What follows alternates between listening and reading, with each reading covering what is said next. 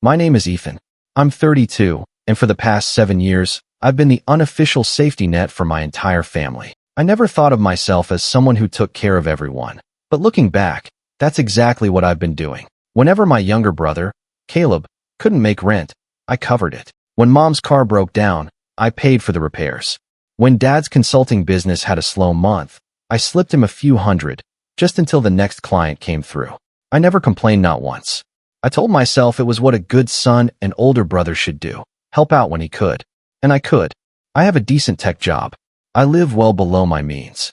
And helping them never seemed like a big deal until last Sunday. We were all sitting in my parents' living room, Mom, Dad, Caleb, and me, half watching a football game on TV. It was one of those lazy Sunday afternoons where the house smelled like coffee and the hum of the game was the only noise. Out of nowhere, Caleb turned to me with this smug little grin and said, "So, Ethan, where's your wife and kids?" He smirked. "Oh right, you don't have any." Mom actually laughed. Dad chuckled under his breath, and Caleb leaned back like he'd just delivered a killer punchline. I sat there for a second, stunned.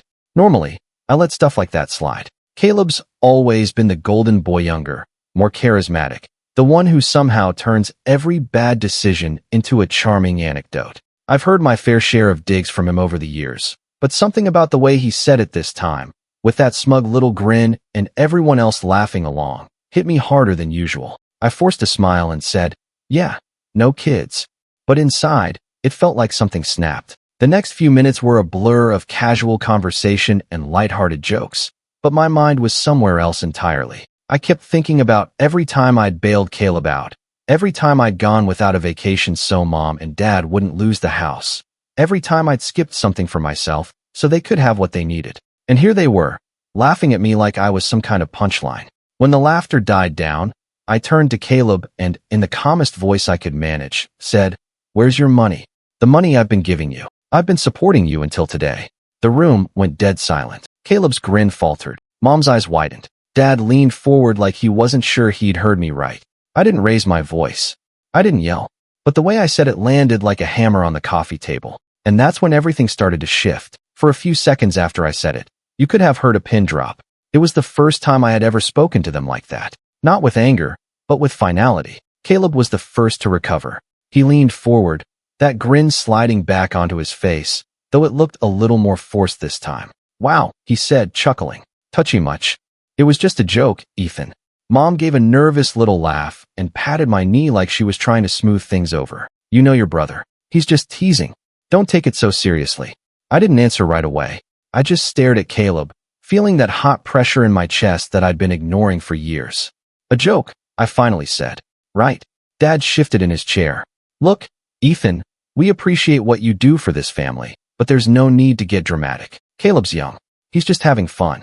You can't expect him to be as responsible as you." That line, "You can't expect him to be as responsible as you," was like gasoline on a fire. I'd heard variations of it my entire life. Caleb wasn't held to the same standards I was. Caleb didn't have to get straight A's in school. Caleb didn't have to pay rent when he moved back home after dropping out of college. Caleb didn't have to do anything but show up, flash that charming smile, and the world bent around him. And apparently, I was supposed to keep enabling it. I didn't argue then.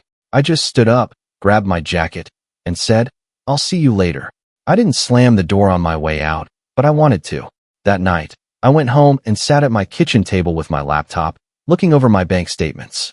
The sans no, tens of thousands of dollars had gone to my family over the years. Rent for Caleb, bills for my parents, emergencies that somehow never got paid back. I had brushed it off every time because I thought I was doing the right thing. But sitting there, staring at the numbers, I realized something. I had made it way too easy for them. The next week was quiet, but not in a good way. I got a couple of texts from Mom. "You okay?" And Caleb didn't mean it. You know how he is. But I didn't reply. I needed space to think. By Thursday, I was starting to feel a little better, a little more grounded, when I got a call from Dad. "We need to talk," he said. I sighed.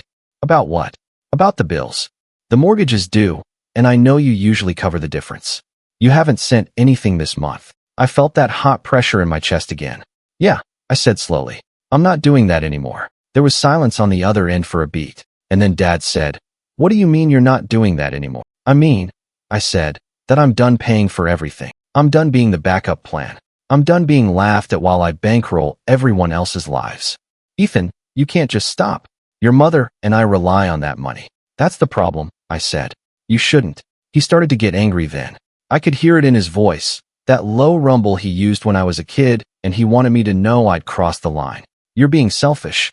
This family has always supported each other. I almost laughed at that. Has it? I asked. Because I don't remember anyone supporting me. I just remember being told I had to take care of everyone else. Dad hung up without another word. That weekend, I got invited, well, more like Sumanento Sunday dinner. I almost didn't go, but some stubborn part of me wanted to see what they had to say. When I walked into the house, I could feel the tension like a wall of heat. Mom was setting the table with extra force, like each plate had personally offended her.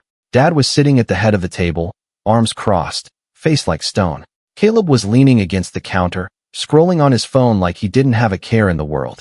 Dinner started quietly enough, but halfway through, Mom finally said, "Ethan, we can't keep going like this.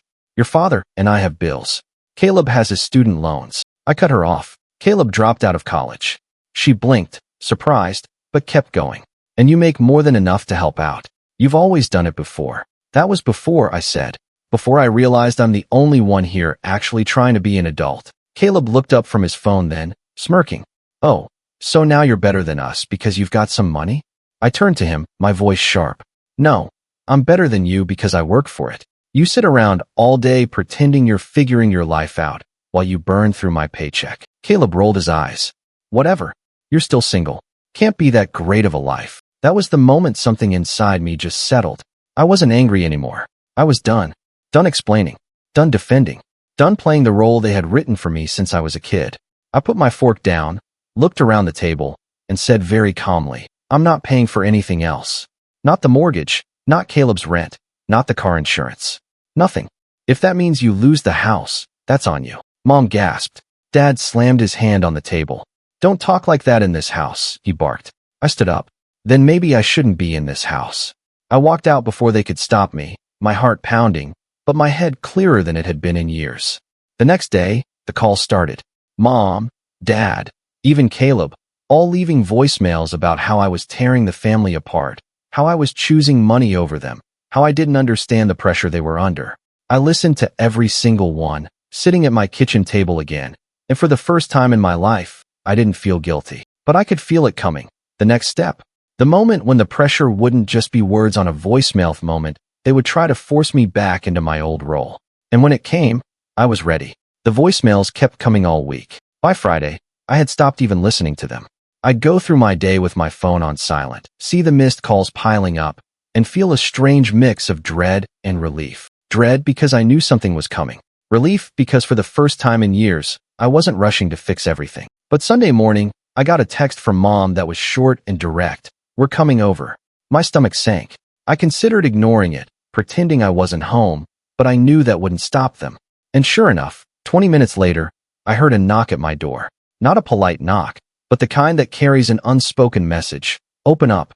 When I answered, Mom was standing there with that tight smile she used whenever she was pretending everything was fine. Dad was right behind her, looking grim, and Caleb trailed in last, wearing a hoodie and looking like he'd just rolled out of bed. "Ethan," Mom said, brushing past me into my apartment, "we need to talk." I shut the door and followed them into the living room, where they all sat down like they owned the place. "We can't keep doing this," Dad said without preamble. "We're 3 months behind on the mortgage now. The bank is calling. If you don't help us, we could lose the house." I leaned against the doorway, arms crossed. "I told you. I'm done." Mom's face tightened. "You're being unreasonable. This is your family's home. You grew up there." "Yes," I said. "And I'm not going to bankrupt myself to keep it because no one else is willing to step up." Caleb snorted. "You act like you're some saint. You make good money. It's not like you're hurting. Why not just do the right thing and help?" "Because," I said, my voice sharper than I intended, "it's not help anymore. It's expected. You all sit around waiting for me to save the day every time, and I'm done doing it." For a moment, no one said anything. Then Mom took a deep breath, like she was steadying herself, and said, "Fine. If you won't do it voluntarily, we've already taken care of it." I frowned. "What does that mean?" Dad reached into his jacket pocket and pulled out a folder, setting it on my coffee table. "We went to the bank," he said. We co-signed your name on a home equity line of credit. The funds are already transferred. The house is safe for now. My stomach turned to ice. You what? Mom rushed to explain, her voice rising. We had to. They were going to start foreclosure proceedings. We didn't have a choice. Yes, you did. I said, my voice low and dangerous. You had every choice. And you chose to forge my signature. Caleb spoke up then, grinning like this was all some kind of joke. Hey, look on the bright side. You didn't even have to lift a finger this time. It's like you're the hero without even trying. I stared at him, my heart pounding. Do you even hear yourself? You just admitted to committing fraud with my name. And you think this is funny? Caleb shrugged. It's just money, Ethan. Relax. I couldn't sit still anymore. I grabbed the folder and flipped through the pages, my hands shaking. There it was. My name, my information, my forged signature, all tied to a loan I hadn't agreed totents of thousands of dollars that I would now be legally responsible for. You had no right, I said, my voice trembling. None. Dad's jaw tightened. We had every right. This is about keeping the family together. Sometimes you have to make hard decisions for the greater good. I laughed a short, sharp, humorless sound. The greater good? That's what you're calling it. You stole from me. You used my credit, my name, to bail yourselves out again. And you didn't even ask. Mom's eyes welled with tears. We didn't want to put that kind of pressure on you. You've been so stressed lately. I stared at her, stunned. So instead, you just went behind my back? Caleb leaned back on the couch, smirking. Honestly, you're overreacting. You've been carrying us for years. What's the difference if you do it one more time? And that was it. That was the moment something deep inside me went quiet. Not angry, quietized quiet. The kind of quiet that comes when you stop expecting anything to change and realize you have to be the one to change it. I closed the folder carefully, set it down on the coffee table, and looked at each of them in turn. Get out, I said. Mom blinked. What? You heard me. Get out of my apartment. Dad stood up, his face red. Don't talk to your mother like that. I said, get out. I repeated, my voice like stone. They hesitated, exchanging looks, but something in my expression must have told them I wasn't bluffing because after a moment, they all got up and left. Caleb was the last one out. As he passed me, he muttered, "You're such a drama queen." I didn't reply. I just shut the door behind them and locked it. Then I sat down on the couch, staring at the folder like it might burst into flames if I looked away. This wasn't just about money anymore. This was about trust they had shattered completely. And as I sat there in the quiet of my apartment, I realized something I hadn't let myself think before. They weren't going to stop. Not until I made them. After they left, I sat in my living room for what felt like hours. The folder was still lying on the coffee table like some kind of cursed object. Every time I looked at it, my stomach knotted. The numbers glared back at me. The total amount of the loan, the interest rate, the payment schedule, and my forged signature, a mocking reminder that my family had crossed a line that could never be uncrossed. That night, I couldn't sleep. I kept replaying the conversation over and over in my head. The way Mom had said, we didn't have a choice, like it was some kind of excuse. The way Dad had stood there justifying it like it was noble. The way Caleb had laughed as if this was all some kind of entertainment for him. Around 2 a.m., I got up and went to the kitchen, made a cup of tea I didn't even drink, and sat back down at the table. The apartment was so quiet it almost hurt. I'd always thought of myself as close to my family. Maybe not emotionally, but in terms of duty, I'd always been there when they needed me. And now I felt like I didn't even know who they were anymore. The next morning, I dragged myself to work, but I was barely functional. My coworkers probably thought I was sick. I just sat at my desk staring at my screen, clicking through emails without reading them. Every time my phone buzzed, my chest tightened. By Tuesday, the voicemails had shifted from pleading to guilt-tripping. Ethan, this is your mother. I can't believe you threw us out like that. Your father hasn't slept in 2 days. Caleb is stressed out. We did what we had to do. You'll understand when you have a family of your own. That one hurt more than I expected. The implication that I wasn't a real adult because I didn't have a wife and kids, the same thing Caleb had mocked me for, stung more than I wanted to admit. Wednesday, Caleb texted me directly. Stop acting like a victim. You're fine. Just pay it and move on. I didn't reply, but by Thursday, the pressure started to feel unbearable. My chest was tight all day, my head pounding, my stomach in knots. I went to bed early but lay there staring at the ceiling, wondering how it had come to this. How had I gone from being the dependable one to being the enemy in the span of a week? That weekend, I drove past my parents' house just to see if it was still there. I don't even know why. Maybe to convince myself this was all real. The lights were on. Caleb's car was in the driveway. Everything looked normal from the outside, but I knew better. Inside that house, they were probably talking about me, spinning the story into some narrative where I was the villain who had abandoned them. I didn't stop. I just kept driving, past the house, past the edge of town, until I ended up at an empty overlook where you could see the whole valley. I sat there for a long time, engine off, watching the sun go down. That was my rock bottom, sitting in the dark, alone in my car, realizing that the people I had sacrificed for, the people I thought I was protecting, had never really respected me. They saw me as a resource, not a person. A bank account with legs. I went home that night and made a decision. I wasn't going to fix this. Not this time, not for them. Instead, I pulled out my laptop and started researching. I read everything I could about what to do if your identity is used without your consent. I called my bank the next morning and asked to speak with their fraud department. I explained what had happened carefully, calmly, and asked what my options were. The woman on the phone was sympathetic but blunt. It was complicated. Because my name and information were used, and because it was my parents who had done it, this would involve police reports, legal filings, maybe even a court case. When I hung up, I just sat there letting that sink in. If I went down this path, there would be no going back. My parents could get into serious legal trouble. Caleb might finally have to face real consequences. And the entire family would probably never forgive me. For a moment, I almost backed out.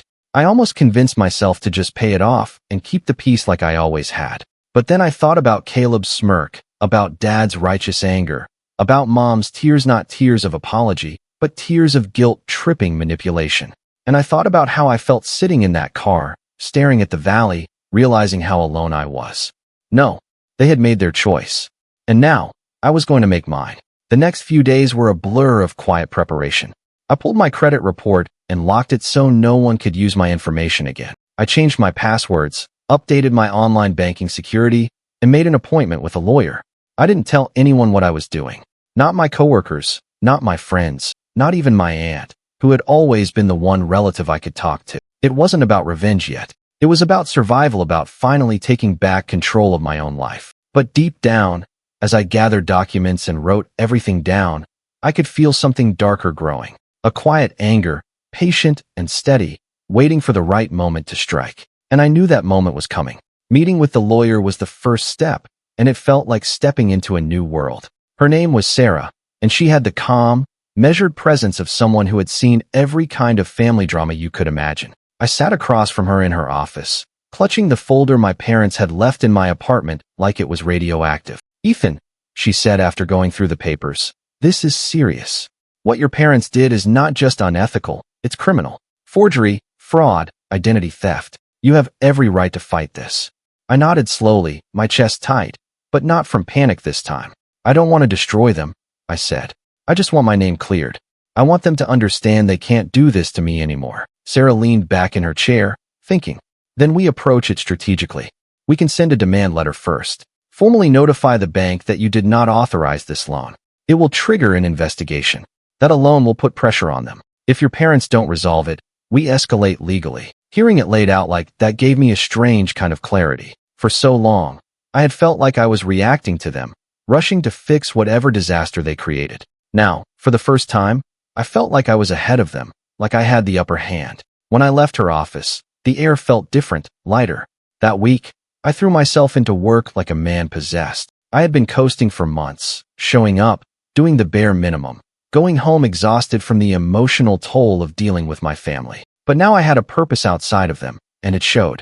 I finished a big project that had been sitting half done on my desk, stayed late a couple of nights to help my team hit a deadline, and by Friday, my manager called me into his office.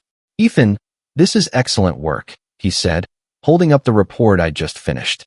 "I've noticed a real shift in you lately. Whatever's going on, keep it up." I walked out of that meeting with a smile I hadn't worn in months.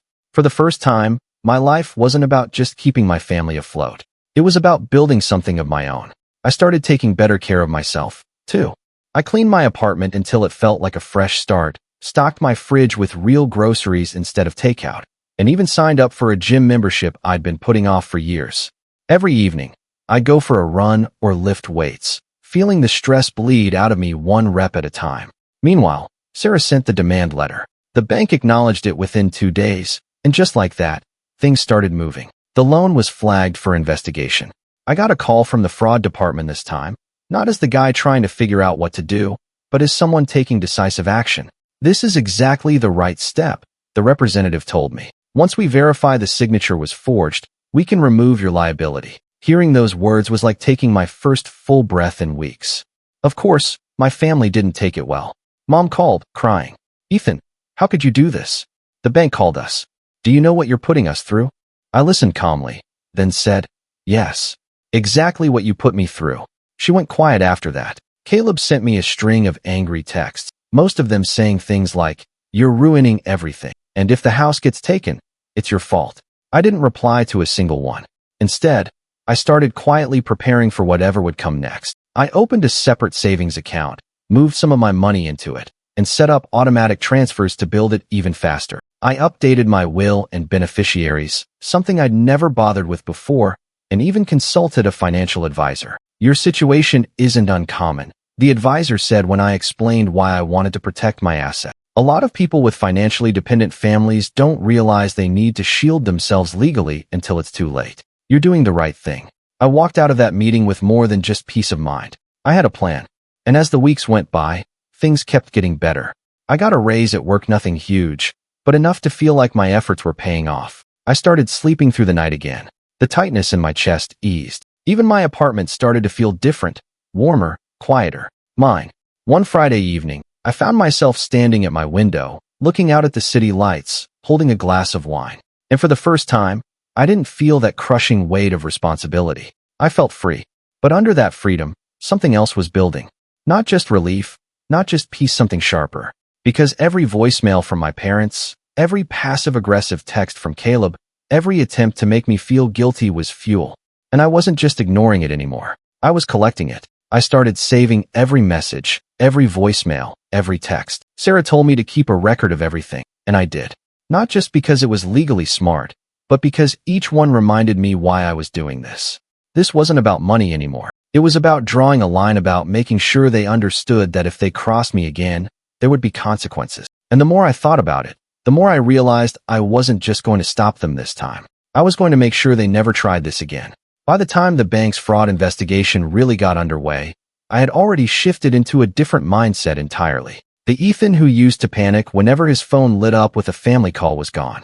I wasn't scrambling to put out fires anymore. I was quietly stacking the kindling, planning exactly how to light it when the time came. One Thursday morning, I got an email from the bank confirming they had sent handwriting samples and documents to a forensic analyst. The words "suspected forgery" were right there in black and white, attached to my case number. I forwarded the email to Sarah, who called me almost immediately. "This is good," she said. "It means the bank is taking this seriously. Once the report comes back, we can move to have your name removed from the loan entirely. And if your parents are smart, they'll refinance it themselves before it goes any further." "Do you think they will?" I asked. There was a pause. Then Sarah said, "If they don't, they're going to find themselves in a very uncomfortable situation." I thanked her, hung up, and sat back in my chair, thinking. The old me might have felt a pang of guilt hearing that. The new me felt something closer to satisfaction. But it wasn't just about clearing my name anymore. I wanted to make sure they never put me in this position again. So, I started digging carefully, methodically. First, I checked the county property records. It turned out my parents' house wasn't just behind on the mortgage. They had a second lien on it from a personal loan they had taken out 2 years ago. I didn't even know about that one. The balance was high, the interest rate was worse, and if they didn't start paying it down soon, they were at risk of default. Then, I pulled Caleb's name in the public records database. What I found didn't surprise me, but it still made my blood run cold. He had 3 unpaid traffic tickets, a delinquent credit card account, and an eviction filing from an apartment he'd lived in last year. All public record, all sitting there like little time bombs waiting to go off. I wasn't going to use any of this yet, but knowing it gave me leverage, the kind they couldn't take away from me. Meanwhile, my lawyer put me in touch with a financial investigator she sometimes worked with. His job was to trace money and build a clear picture of where funds had gone in cases like mine. I handed over everything I had: bank transfers, old receipts, screenshots of Venmo payments, every line item showing just how much of my money had kept my family afloat. When he sent me the report 2 weeks later, I just sat there staring at it. In 7 years, I had given my family nearly $86,000. $86,000. It wasn't just the amount, though that number made my stomach twist. It was the pattern. The investigator had laid it out in a timeline, showing every payment and what it had been for. It was like looking at a history of every time I'd said yes to keep the peace, every time I'd swallowed my pride to be the responsible one. Sarah called me after reviewing it. "This is powerful," she said. "If it comes to court, this paints a very clear picture of financial exploitation. It shows a pattern, not just a one-time mistake." I thanked her and hung up, my mind already racing. I was starting to see the whole picture now, not just what they had done, but who they really were. And that made my next steps easier to plan. I spent the next few weeks preparing quietly, living my life on the surface like nothing was wrong. I kept excelling at work, even earning a spot on a big upcoming project that could lead to a promotion. I kept going to the gym, kept eating well, kept sleeping better than I had in years. And at the same time, I built a kind of dossier. I printed out the financial report, the bank's investigation emails, the county property records, even Caleb's court filings. I put them all in a neat, organized binder and kept it in my desk. It wasn't about waving it in their faces. Not yet. It was about being ready. The calls from my parents slowed down eventually, though they didn't stop completely. Mom left one voicemail that sounded almost rehearsed. "Ethan, your father and I have decided to put the house on the market if things don't improve. We hope you understand we're under a lot of stress. We'd still like you to reconsider and help out, just until we get back on our feet." I didn't call her back. Caleb, on the other hand, started getting more desperate. His texts switched from angry to pleading. "Bro, please. I need help with rent this month. Landlord's threatening eviction. You've got the money. Just one more time. I swear I'll pay you back. This isn't just about me. If I get kicked out, Mom will freak. You don't want to do that to her." I stared at that last one for a long time before closing my phone and setting it face down. I wasn't going to cave. Not this time. By the end of the month, I felt like a different person entirely. The anxiety that had once eaten me alive was now something sharper. A clear, steady resolve. I had the evidence, the legal support, the financial stability. For the first time in years, I felt like I had real power. And the more I thought about it, the more I realized I was done waiting for them to make the next move. If they wanted to play games with my life, it was my turn to set the rules. The day I decided to act was quiet and sunny. One of those deceptively calm mornings where everything feels normal, almost peaceful, right before a storm. I got up early, made coffee, and sat at my kitchen table going through the binder one last time. Everything was there. The financial report, the forged loan documents, the property records, Caleb's delinquent filings. It was more than just a stack of papers now. It was leverage. Sarah and I had spent weeks refining the plan. She didn't push me toward court, though she made it clear we had a solid case if we wanted to file. Instead, she suggested we give them a chance to correct it first in writing, formally, in a way that put everything on record. "We'll draft a settlement letter," she said. "It'll demand they refinance the house and remove your name from any accounts within 30 days. If they refuse or ignore it, we escalate. But this way, you've shown good faith. And if we do have to go to court, the judge will see you tried every reasonable step first." It was exactly the kind of move I wanted to make. Calm, strategic, unshakable. The letter went out on a Monday. It was 3 pages long, clear, and professional, outlining every instance of unauthorized use of my information and every dollar I had been forced to cover over the past 7 years. At the end, it stated in no uncertain terms, failure to comply within 30 days will result in legal action, including a police report for forgery and fraud, as well as a civil claim for financial exploitation. I didn't even have to deliver it myself. Sarah sent it by certified mail. All I had to do was wait. And wait, I did. The first call came from Mom 2 days later. "Ethan, what is this? We just got your lawyer's letter." "It's not a letter from me," I said evenly. "It's from my attorney. It outlines exactly what needs to happen next." "You can't do this to us," she said, her voice shaking. "Do you have any idea what it will do to your father if this becomes public? Do you have any idea what it's done to me already?"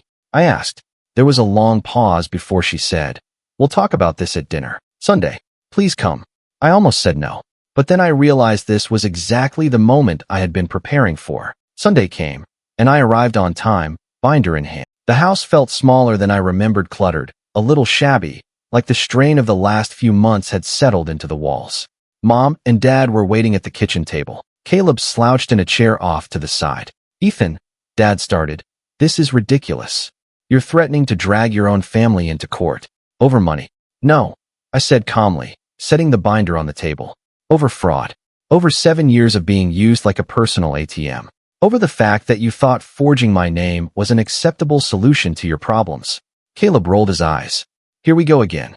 I opened the binder and slid the financial report across the table toward them. This is every payment I've made for you since I was 25. Nearly $86,000. Rent, mortgage, utilities, car repairs, emergencies. I kept you afloat while Caleb figured himself out, while you two kept taking out loans you couldn't pay, and I never asked for a dime back. Mom's face went pale.